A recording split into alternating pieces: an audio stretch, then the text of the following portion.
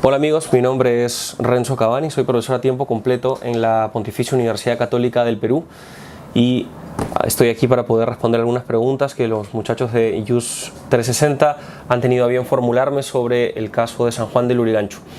Bueno, se trata de una pregunta que parece compleja y de hecho lo es, porque se tiene que tener en cuenta a qué criterio nosotros nos afiliamos, si a un criterio llamado así de derecho material o de derecho procesal.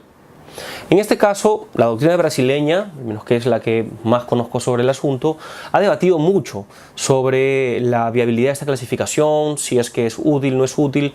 Me parece a mí que es útil, si bien la importancia no tanto está en la clasificación, sino más en la estructuración de reglas procesales y de la tutela procesal en general para poder proteger a estas situaciones. Y vean aquí, eso es importantísimo. Por ejemplo, yo tengo un derecho de crédito. Yo celebro un mutuo dinerario con una persona y por tanto yo me convierto en acreedor y la otra persona en deudor. Aquí estamos hablando de situaciones jurídicas subjetivas, crédito, débito, cuya titularidad es individual. Podría inclusive yo ser acreedor junto con mi hermano o mis hermanos, entonces seremos 3, seremos 4 o podemos ser 10 de repente, no hay problema, sigue siendo individual. En cambio, en el caso de los derechos difusos, colectivos e individuales homogéneos, estamos hablando de situaciones jurídicas, materiales, cuya titularidad es colectiva. La titularidad ya no pertenece a 1, 2, 3 o 10 o 1000 personas. La titularidad corresponde a un grupo. Esta es la tesis principal de, por ejemplo, los profesores Freddy Didier Jr. y Hermes Zanetti Jr. en su libro clásico Curso de Derecho Procesal Civil volumen 4. Es el grupo el titular. Vean qué interesante. Entonces, a partir de constatar que el grupo es el titular del derecho, puede hablarse de 3 tipos de derechos: difusos, colectivos, así llamado stricto sensu, y derechos individuales homogéneos. ¿Cuál es la diferencia concreta? La diferencia concreta estriba en el siguiente sentido. En el caso de los derechos difusos, el grupo es indeterminado. Los miembros que integran ese grupo es indeterminado o de difícil determinación. Si bien existe una relación entre todos esos miembros con aquel que es el responsable por proteger ese derecho, son miembros que no se sabe exactamente cuáles, ni quiénes son, ni la cantidad. Es el típico caso, por ejemplo, de derechos del ambiente, derechos contra el patrimonio histórico y, en fin. Entonces, estamos hablando, por ejemplo, de la contaminación de un río. Por ejemplo, imagínense, la contaminación del río Rímac. ¿Cuántas personas están afectadas por esto? ¿Cuál es el grupo concretamente que está afectado por esto? Yo comenzaría diciendo, bueno, todos aquellos pueblos o ciudades pequeñas que están en la ribera del río Rímac. Bueno, pero también el Callao, y también Lima, y también, ¿por qué no?, otras partes del Perú. Entonces, no se sabe exactamente cuántos serían. Esta es la particularidad especial de los así llamados derechos difusos. De los derechos colectivos existe una relación entre los miembros, entre ellos, y también entre los miembros, entre el grupo y el que tiene el deber de proteger este derecho. Y la particularidad está en que ese grupo es sí determinado o susceptible de determinación. El ejemplo más claro de derechos colectivos stricto sensu es el sindicato. En el sindicato uno puede saber cuántos miembros hay, por supuesto. Pueden ser 1000, pueden ser 4, pueden ser 5, no hay problema. Pero estamos hablando de un grupo. Nótese bien, no estamos hablando de situaciones jurídicas que le corresponden al sindicato como un sujeto de derecho autónomo. Estamos hablando de situaciones jurídicas que corresponden al grupo que es representado por el sindicato. Es una particularidad bien importante, pero ahí la idea es preguntarnos a quién le corresponde ese derecho. Si es el sindicato, pues ahí no estamos hablando de colectividad, porque es el sindicato quien responde por sus derechos. Estamos hablando de los derechos de los miembros que componen este sindicato, un grupo en general. Muy bien. Y el tercer grupo que es me parece de los más importantes que hay, construcción por cierto de la doctrina brasileña, y el propio nombre también de derechos individuales homogéneos responde a esto. Es un nombre que me parece tan técnicamente apropiado, pero es explicativo. ¿Por qué? Porque el grupo, que es integrado pues por estos miembros, también pueden ser determinados o podrían hasta no ser determinados, no tienen una relación entre sí per se, sino esta relación surge por un hecho específico que ocurre. Es el caso, por cierto, de San Juan del Lurigancho. Estamos hablando de aproximadamente unos 2000 vecinos, si mal no estoy enterado, que conforman un grupo porque ocurrió un problema con la tubería. Si no hubiese ocurrido un problema con la tubería, no existe grupo. El grupo se conforma por este hecho dañoso, que es precisamente lo que ha ocurrido, la tragedia que ha ocurrido en San Juan del Lurigancho. La situación actual de la regulación de los procesos colectivos en el Perú es precaria, por decirlo menos. Tenemos, en primer lugar, una norma que está contenida en el artículo 82 del Código Procesal Civil, que tiene varios defectos. Tiene algunas categorías que menciona, pero no las detalla del todo bien.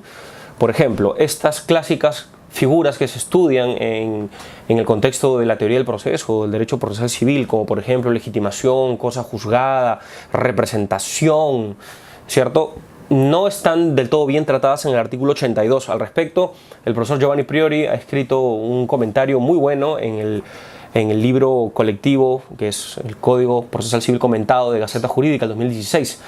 Es un comentario bastante bueno en donde él revela varios problemas de este artículo 82. Pero luego del artículo 82 hubo otros cuerpos normativos que también tratan sobre el asunto. Por ejemplo, el Código Procesal Constitucional habla sobre la legitimación para poder presentar un amparo cuando se trate de temas ambientales, ¿no? Entonces ahí se habla de una legitimación amplia, o sea, cualquiera podría presentarlo y no dice más. Y esto es realmente preocupante porque un amparo pueden ser discutidos derechos fundamentales que son propiamente colectivos. Es más, el propio Código Procesal Constitucional menciona, por ejemplo, el patrimonio histórico, que es un derecho que es fundamentalmente difuso, de hecho, ni siquiera colectivo en general, sino difuso. Entonces, hay falta de regulación en nuestros códigos, las legislaciones procesales.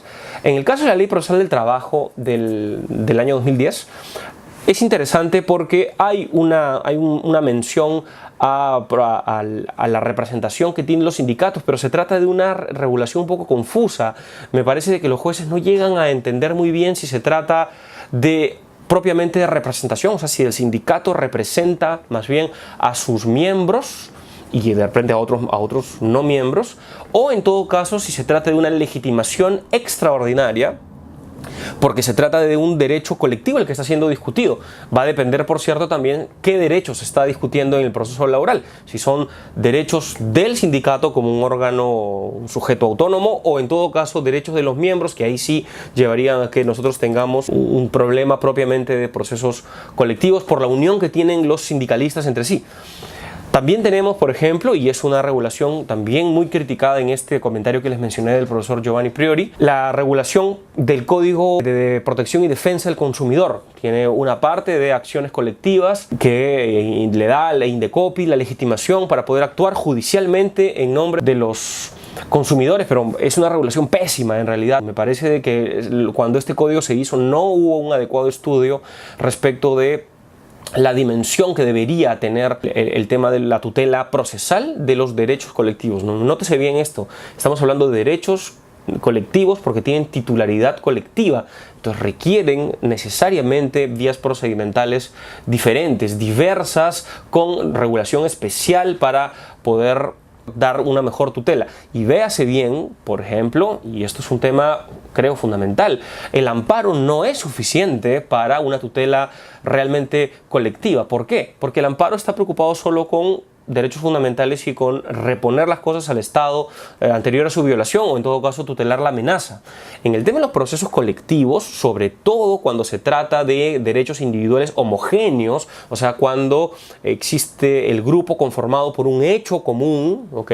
No es un vínculo intrínseco como es ambiente, sindicato, sino cuando surge por un daño que se produce común, por ejemplo, como es el caso de San Juan del Lurigancho. Allí estamos ante la necesidad de que los códigos, de que las reglas procesales determinen cómo es de que se ejecuta, cuáles son los efectos de la cosa juzgada colectiva, quién puede demandar, quién no puede, qué pasa si es que, por ejemplo, se han iniciado diversos procesos promovidos individualmente y luego surge un proceso colectivo, qué es lo que ocurre, quién se suspende, cómo es que entran, si es que deben o no entrar. Nada de eso existe en nuestro país. Sí, por cierto, en otras latitudes. Entonces estamos muy mal realmente. Y algo más, el hecho de que no exista legislación, ¿qué es lo que lleva? Que nuestros estudiantes no tienen un curso de procesos colectivos. Entonces, cuando esto surja, esta legislación, que espero que sea pronto, los estudiantes que ya han transitado por la universidad simplemente no van a saber de qué se trata esto. Va a tener que haber una nueva capacitación. Creo que las facultades de Derecho deberían anticiparse a esto, deberían ver qué es lo que ocurre en países como Brasil, Colombia, Chile, España, por ejemplo, que tienen ya regulación, Argentina, por ejemplo, una regulación jurisprudencial, pero la tiene, y comenzar a capacitarse en esto que existe, que creo se podría hacer ahora, pero ante los problemas que tenemos de una falta, ausencia de regulación, simplemente no se hace. Nuestros jueces no entienden bien de qué se trata y esto en perjuicio directamente de los ciudadanos. Bien, en el caso concreto de San Juan del Lurigancho, como todos sabemos, existen responsabilidades que deben ser asumidas. Se ha hablado por ahí, por ejemplo, de responsabilidades penales, responsabilidades administrativas. Bien, esto no nos interesa por el momento. Lo que nos interesa más son responsabilidades civiles, que estamos, y de nuevo, pensando no en los derechos de cada uno de los ciudadanos, sino es un grupo conformado por los ciudadanos afectados de San Juan del Lurigancho, por los vecinos de San Juan del Lurigancho, producidos por un hecho. Este grupo se ha formado por el hecho común de la ruptura de la tubería. Esta investigación, qué es lo que ha pasado realmente. No me voy a atrever en este video a decir quién debe responder. Sedapal seguramente tendrá algo que decir, las constructoras que hicieron algo que decir sin duda alguna. Pero aquí lo interesante es que el Ministerio Público ha inventariado o ha tratado de inventariar las pérdidas que han tenido los vecinos. Esto ha llevado a que la aseguradora, según Sedapal, había una aseguradora, Mapfre, que podría eventualmente asumir los gastos que los vecinos tendrían que incurrir por las pérdidas que han tenido, que han estado negociando. Y parece de que esto no ha dado resultado porque los vecinos no estaban conformes. Esto, yo me temo, no va a llegar a ningún lado realmente. ¿Y por qué? Porque estamos hablando de una preocupación solo por bienes materiales. O sea, por la televisión que se estropeó, por las paredes que se cayeron. La negociación ni siquiera está funcionando respecto de estos bienes materiales. Hay bienes inmateriales como, pienso, la salud, que también se ha estado conversando bastante, que eso sí, parece que no está siendo materia de negociación. Y me parece que allí es donde está el principal problema. No solo, por cierto, con el daño emergente que se ha dado, o sea, todas las pérdidas materiales, sino principalmente estos daños que aún no se sabe con claridad hasta dónde podría llegar. Vamos, ¿de qué se trata entonces todo esto? Si es que la negociación no va a funcionar como parecería que no está funcionando, entonces evidentemente se requiere ir a un proceso judicial. Y en este caso, como estamos hablando de bienes, de derechos colectivos, entonces no quedaría otra, no iniciar un amparo, por cierto, sino iniciar un proceso civil a la luz del artículo 82. El artículo 82, si bien es verdad, está pensado más para derechos difusos, entiéndase ambiente y todo esto, yo creo que no habría forma de entender que el artículo 82, como menciona interés difuso, entonces no podrían ser tutelados derechos individuales homogéneos. Interpretar así el artículo 82 es hacerlo de la forma más inconstitucional posible. El artículo 82 tiene que también contemplar, vía una interpretación, si se quiere, extensiva, los derechos individuales homogéneos, que es precisamente lo que está ocurriendo en en el caso San Juan del Lurigancho.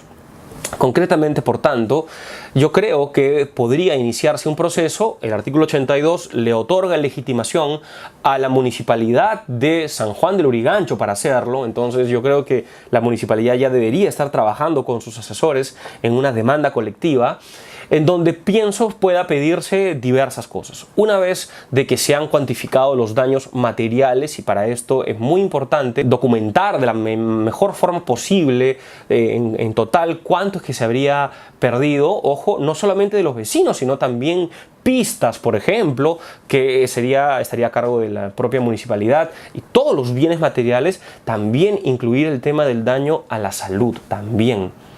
¿Cómo se hará esto? Se debería hacer con peritajes, inclusive aplicar una serie de estudios que puedan determinar cuánto es lo que se habría perjudicado, o inclusive seguir algunos criterios que ofrece la doctrina comparada y armar un fondo que sea bastante grande como para poder atender los eventuales problemas de salud que puedan presentar los vecinos luego. Vean, estamos hablando pues de algo diferente. Si fuese que yo te presté 1000 y tú me tienes que devolver 1000 más 100 de intereses, entonces son 1100 y no puede ser 1200. Aquí no, estamos hablando de temas completamente diversos. Entonces, esto va a requerir, por supuesto, un estudio y una consulta con expertos sobre el tema, que escasean realmente en el Perú. Habría que trazar toda una estrategia y estamos hablando de muchísimo dinero, no esa negociación seguramente que se está haciendo. Entonces, temas de salud, cuantificación. Temas de bienes materiales, también cuantificación, porque véase, los procesos colectivos, un tema fundamental es el tema del dinero. Por eso es que el amparo no va. En el amparo van a darte una reposición. Bueno, el amparo no sirve para estos casos. Y de hecho, el hecho de que se pida dinero para poder compensar hace que se promuevan mecanismos de autocomposición, que me parece que es fundamental en este caso. Pero un poco para poder acotar algo más, no solamente se trata de una compensación económica, de un resarcimiento que, digamos, a primera vista son millones de dólares. También estamos ante la posibilidad de que la Municipalidad de San Juan del Lurigancho, cuando inicie esta demanda, además de pedir el resarcimiento por daños a Sedapal o a quien fuera responsable, también presentar un pedido de tutela inhibitoria para que se reparen todas las tuberías que puedan estar en peligro de colapso. Esto implicaría de que el juez, además de ordenar el dinero, le diga a Sedapal o a quien corresponda, me parece que debería ser Sedapal, o en todo caso a SUNAS para que haga las actividades de fiscalización, por ejemplo, que en todo el distrito de San Juan del Lurigancho, que se realicen actividades de investigación, de análisis del estado de las tuberías, que tengo la impresión no se ha llegado a hacer del todo. Esto evidentemente va a generar una contingencia gigantesca en el Estado, pero ahí viene la pregunta: ¿a quién tiene que proteger el Estado? Pues a sus ciudadanos. Entonces es algo que se puede obtener. Es un proceso colectivo muy complejo, yo lo veo. Espero de que las autoridades de San Juan del Lurigancho puedan asesorarse adecuadamente para que esto sea viable, sobre todo para poder obtener una buena compensación y para que, véase, nunca más vuelva a darse un desastre, una tragedia como esta. El proceso colectivo, mis queridos y queridas, sirve como un mecanismo de presión enorme para que el Estado pueda ser eficiente. Así, por ejemplo, se usan las class actions en Estados Unidos contra privados que contaminan, por ejemplo, que generan daños, y también contra el Estado. Por eso es de que el Estado es el principal interesado en que esto no funcione, porque son armas muy poderosas. El proyecto de reforma del Código Procesal Civil, que fue elaborado por una comisión de profesores, abogados, convocado por el Ministerio de Justicia y Derechos Humanos, allá por el 2016, que tuve la oportunidad de formar parte, tiene una regulación bastante detallada respecto a los procesos colectivos. Comentarla en su integridad ahora sería prácticamente imposible, porque son varios artículos, son casi 20, que busca, pues, teniendo en cuenta lo que mencioné antes, llenar ese enorme vacío que nuestros legisladores simplemente no han cubierto hasta el día de hoy. Sin embargo, sí sería importante destacar algunas cosas. Desde ya, por ejemplo, que la comisión ha tenido la asesoría de algunos juristas expertos en la materia, extranjeros ellos, que puedan conversarnos sobre su su experiencia y cómo es que inclusive la experiencia de ellos, la regulación de ellos podría mejorar para que esto pueda funcionar en el Perú. Entonces estamos pues de la mano de doctrina autorizada y trabajando con una legislación que realmente podría acercarse a nuestra realidad. Por ejemplo, en la propuesta de reforma existe la definición de derecho difuso, colectivo e individual homogéneo para poder orientar al aplicador de qué se trata de estos derechos. Existe una amplia regulación respecto de la legitimación. Nótese de que es importante saber quién puede demandar y en qué supuestos puede demandar. Hemos optado por restringir un poco más porque pensamos de que esto podría generar un problema, teniendo en cuenta que no es algo tan habitual presentar procesos colectivos. Entonces se ha restringido la legitimación, sin embargo incorporando por ejemplo propuestas muy interesantes de profesores brasileños como por ejemplo Gilson Vitorelli, prever la posibilidad de que tratándose de un caso complejo, un litigio complejo, que el juez pueda determinar por ejemplo que hay legitimados que están mejor preparados o mejor capacitados que otros para poder conducir el proceso. Porque el legitimado, o sea, quien está actuando, tiene que tener una responsabilidad respecto del grupo o los grupos, que pueden ser varios, que para poder informarles y poder tomar decisiones sobre cómo actuar. Entonces esto ya estamos llegando a una etapa muy posterior del desarrollo de nuestra doctrina.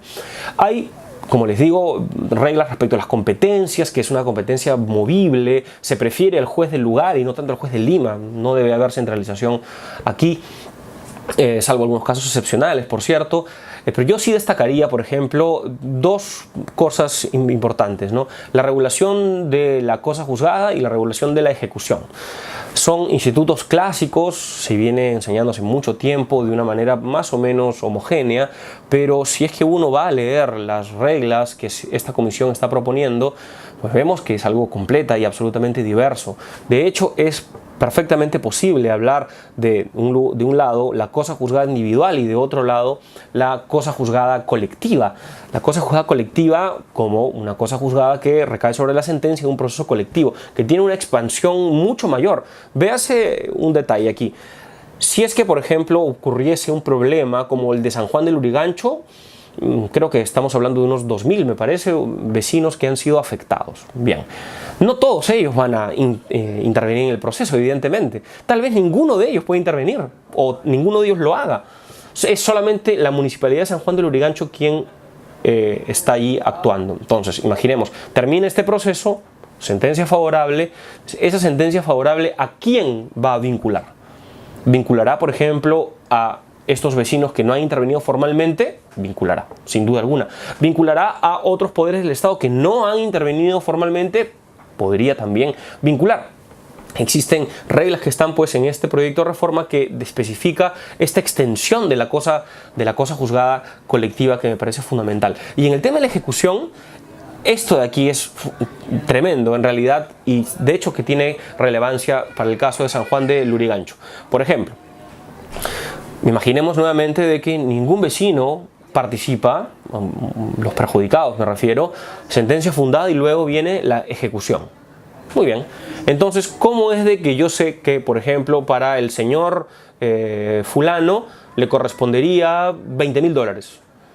Es el señor fulano que en ejecución, no en la parte de conocimiento, no en la fase de conocimiento, sino en la fase de ejecución, va a intervenir, va a tener que decir, bueno, señor juez, a mí me ha perjudicado de esta manera, aquí están mis medios probatorios, vea, entonces de este fondo que usted ha ordenado, a mí me corresponde tanto, y los problemas de salud que voy a tener son tantos, por ejemplo.